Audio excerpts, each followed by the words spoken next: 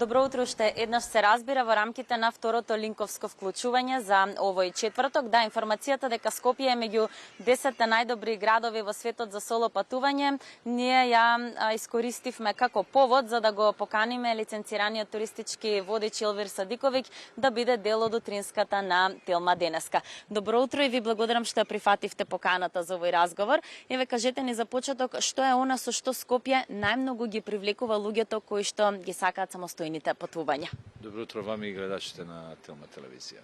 Скопје е град кој што има богато културно-историско мина. Тој секако доста голем број на културно-историски споменици од различни временски периоди кои што ја представуваат македонската историја, но секако дека е град кој што се наоѓа на двете страни од реката Вардар, секако дека со своето богато културно-историско минато, со богато, можеме да кажем, богата природна убавина, покрај водно милениумскиот крст, а секако и кањонот Матка, привлекува многу голем број на туристи. Можеме да кажеме дека сега во моментов, а и во минатиот период, можеме да кажеме заради таа богата понуда кој што го има градот Скопје, во смисла централниот дел од градот Скопје, плоштадот и сите тие содржите, меѓутоа и стариот дел на градот на Скопје со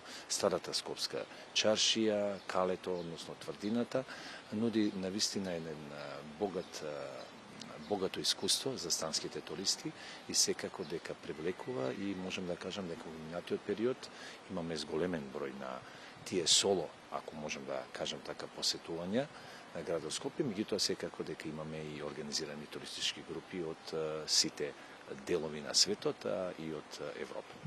Зашто најмногу се заинтересирани соло патниците? Дали е тоа нашата историја, дали гастрономијата или можеби нешто друго?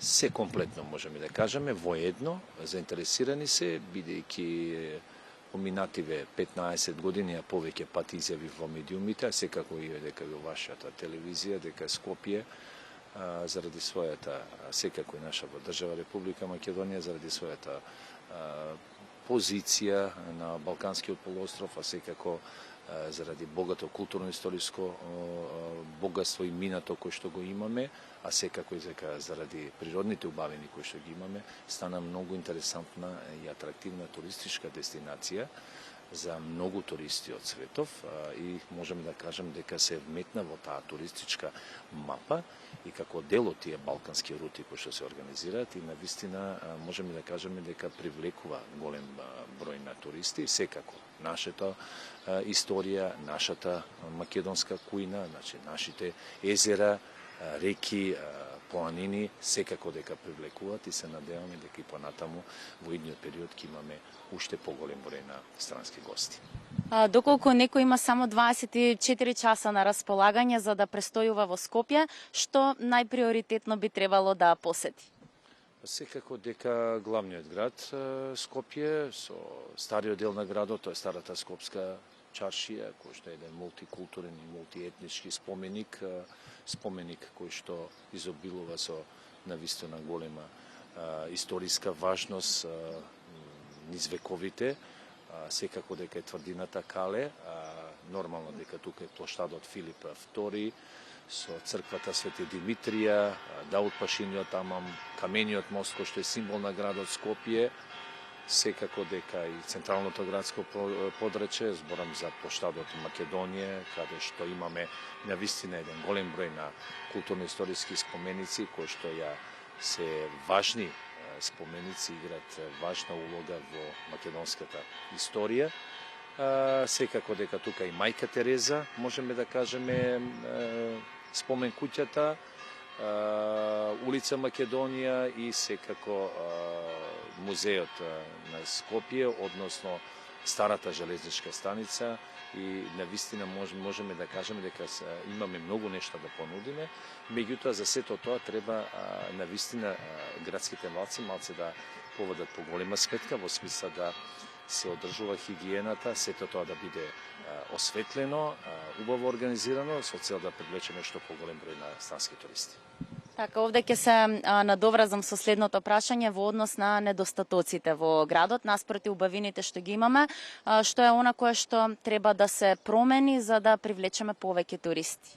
Прво, хигиената, кој што можеме да кажеме дека до некаде е подобрена со последната акција на граначалникот Орце Георгиевски, еве јас како туристички работник, како потпредседател на Македонскава асоциација на туристички водичи и превозвачи, поздравувам таква акција, секако дека Скопје малце се прочисти од сета таа нечистотија кој што имаме, меѓутоа сепак сметам дека малце треба да се работи во свеста на нашите граѓани и нужна е потреба од формирање на комунална полиција.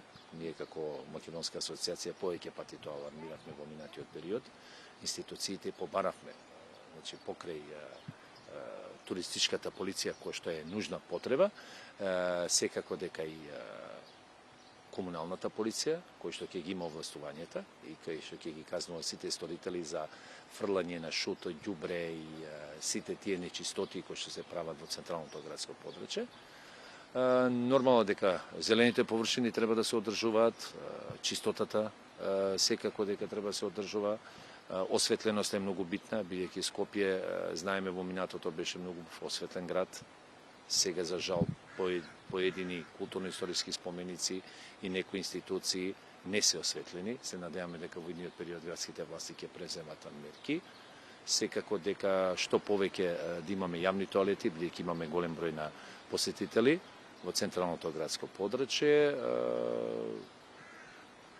Можеме да кажеме генерално дека овие се еден дел од недостатоците за кои сметаме дека во идниот период градските власти ќе смогнат сили и ќе ги решат за да навистина бидеме град, ако можам така да кажам, и престолнина на европската култура. Така, тоа значи дека хигиената и понатаму останува рак рана во нашата метропола. Неве за крај само да ни кажете какви се предизвиците на луѓето од вашата професија, па и на вас лично, дали има нелојална конкуренција и како да се подобрат условите за работа.